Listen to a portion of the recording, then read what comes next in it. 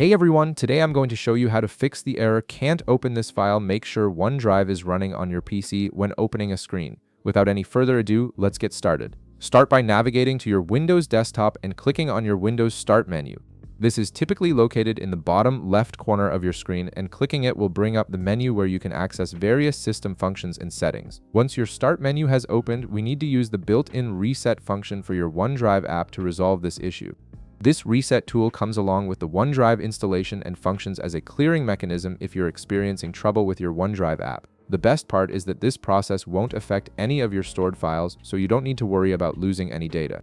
Now, I'll be showing you a file path directory that you'll need to use. Feel free to pause the video here and copy the complete file path exactly as it appears on screen. Once you've copied the file path, paste it directly into your Start menu search bar and press Enter on your keyboard. When you do this, you'll see the OneDrive reset.exe file runs and begins the process of completely resetting your OneDrive app. This reset clears any corrupted settings or configurations that might be causing the error message to appear.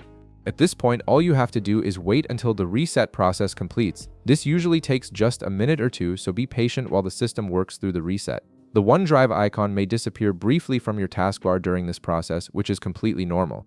Once the reset finishes, OneDrive will automatically restart with fresh settings and the error should be completely resolved. And that's it. You've successfully fixed the OneDrive error by using the built-in reset function. If this video helped you out, be sure to leave a like, subscribe, and I'll see you in the next one.